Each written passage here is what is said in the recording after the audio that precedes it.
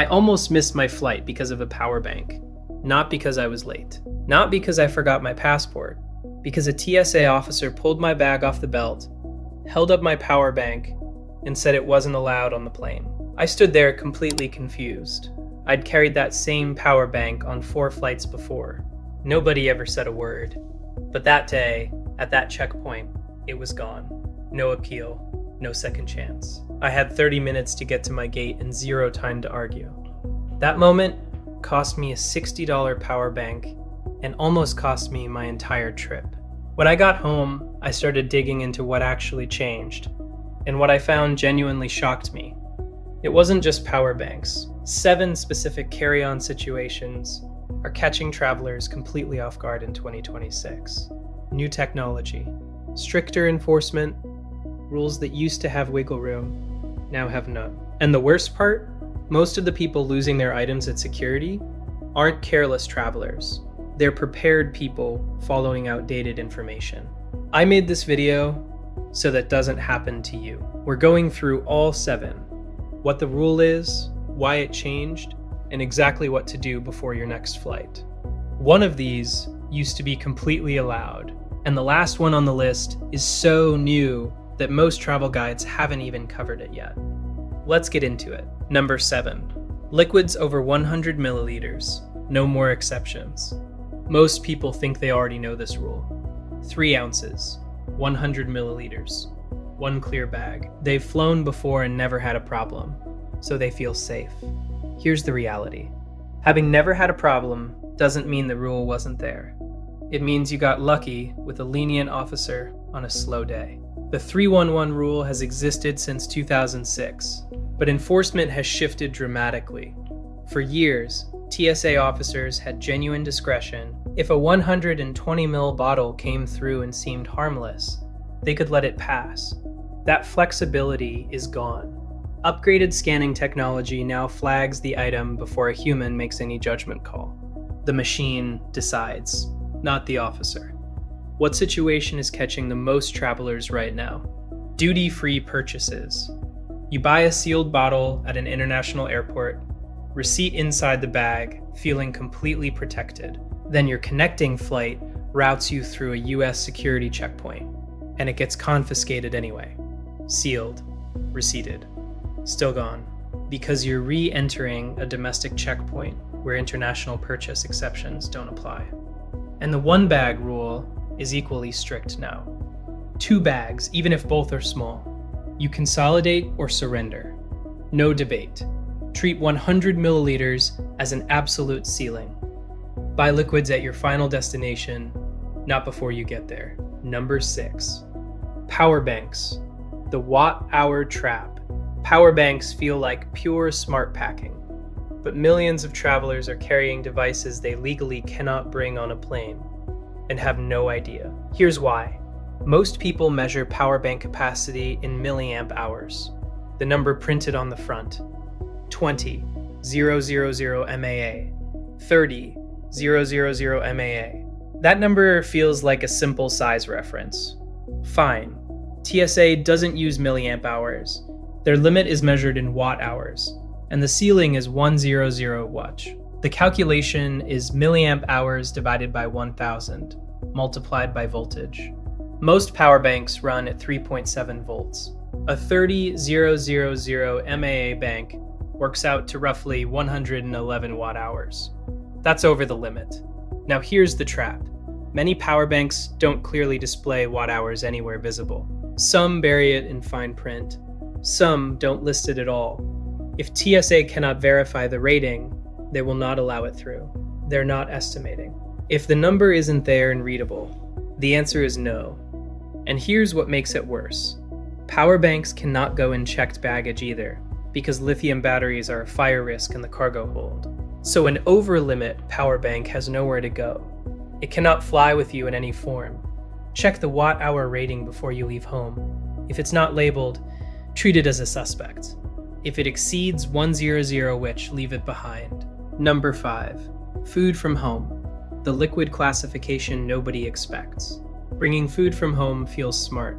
It saves money, it's familiar, and domestically, it's mostly fine. Internationally, it's a completely different system. Countries including the US, Canada, Australia, and most of Europe enforce strict agricultural import controls. Fresh fruits, vegetables, and raw meat are prohibited on international arrivals. Most travelers know that part. What they don't expect is the liquid classification problem. Yogurt is classified as a liquid. So is peanut butter. Nutella, hummus, jam, tahini, fish sauce. Any fermented paste, anything creamy or spreadable is treated as a liquid under security guidelines. If the container exceeds 100 milliliters, it gets pulled from your bag. Think about how many people pack a small jar of peanut butter, genuinely believing it's solid food. The classification never occurred to them. They find out at the checkpoint. Cultural foods create an additional layer. Fish sauce, fermented shrimp paste, miso, pickled vegetables with brine. These items are meaningful to travelers bringing them from home, but they can fall under both liquid classification and agricultural restrictions simultaneously. Small portions don't exempt them. The rule going forward: if it's wet, creamy, spreadable, or pourable, treat it like a liquid. If it came from the earth and you're crossing an international border, verify the restriction before you pack it. Number 4, medications without documentation, good intentions don't count. This one feels the most unfair because medications aren't optional. They're daily essentials. And yet, this is one of the most consistent reasons travelers get pulled aside. The core problem is simple. A weekly pill organizer with unlabeled compartments looks like unverified substances to a security officer. They have no way to confirm what those pills are by looking at them. In 2026, the expectation is clear. Medications travel in original prescription bottles with your name, the drug name, dosage, and prescribing doctor on the label. If any part of that is missing, you've created a question that needs answering before you move. Liquid medications over 100 milliliters are allowed, but only with a printed doctor's note explaining the medical necessity, not a verbal explanation. Actual documentation. Injectable medications require an additional layer. If you're carrying insulin and syringes, you need paperwork justifying both. Syringes without context look like syringes. Documentation is what changes the conversation. And here's the detail that catches experienced travelers. The name on your prescription must match your ID exactly. Not a nickname, not a middle name swap. Exact match. It's a fast verification check. And if it doesn't match, the conversation stops. You may be held for further questioning, and that is not a 5-minute process. Handle this before you travel. Keep medications in original bottles. Carry a printed prescription list, and bring a medical letter for any injectable. You cannot fix this at the checkpoint. Number 3, loose lithium batteries. Small items, serious consequences. A few spare batteries in your camera bag. Some rechargeables for your headphones. These feel like responsible packing. They're also one of the most consistently flagged items at security. The reason matters. When a lithium battery's terminals contact any conductor, a coin, a key, another battery, it can short circuit. In regular life, that's an inconvenience. In a pressurized aircraft cabin, it becomes an emergency. This isn't theoretical. Incidents have happened, which is why enforcement has tightened considerably. Every spare lithium battery must be stored in a way that prevents terminal contact.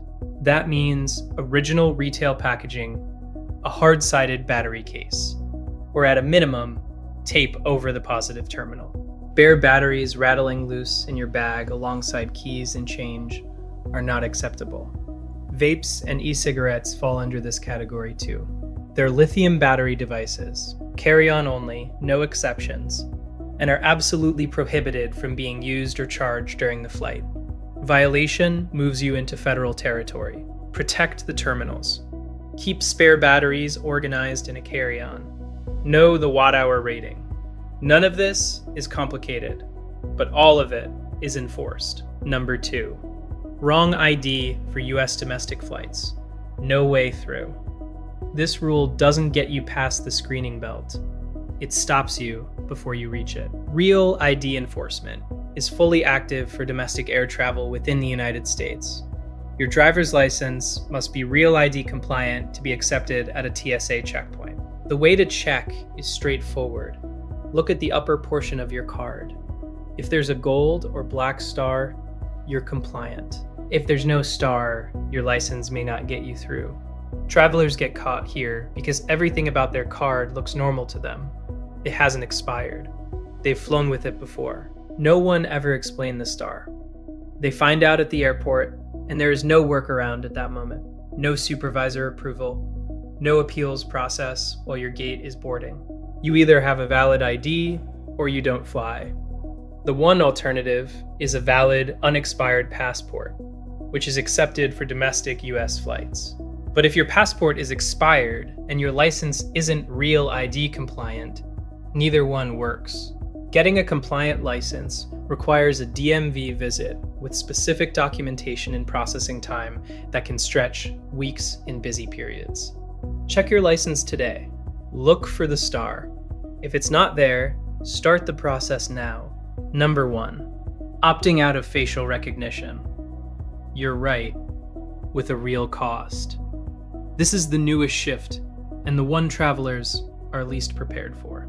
Biometric screening, facial recognition that matches your face to your passport, is now operational at a significant number of major airports. When you participate, the process takes seconds. You look at the camera, your identity is confirmed, and you move on. What most people don't know is that participation isn't mandatory. You can say you'd like to opt out, and officers must provide an alternative. That alternative is manual screening. Here's what that means in practice. Everything handled in seconds by the automated system now gets handled by a person. Identity verification takes longer. Document checks are more thorough. During peak travel hours, this can add 30 to 45 minutes to your experience, sometimes more. There are completely valid reasons to opt out. Privacy concerns, religious considerations, and changes in appearance since your passport photo were taken. These are legitimate, and the right exists for good reason. But if you opt out simply because you didn't understand what the camera was for, you're choosing a delay you didn't intend to choose. Know the option exists. Understand the time cost. Make the decision deliberately. The bottom line. 7 rules, all enforced, none of them negotiable. Liquids over 100 milliliters go, even sealed duty-free purchases. Over-limit power banks have nowhere to go legally. Creamy food gets classified as liquid. Unlabeled medications create delays. Loose batteries are a flagged risk. Wrong ID stops you before security. Opting out of biometrics costs time you may not have. Airports aren't going to walk you through what changed.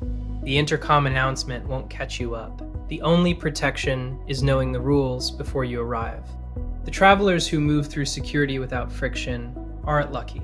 They're prepared, and preparation happens at home, not at the checkpoint. One more thing before you go. The 7 rules you just learned are already costing travelers their belongings and their flights right now.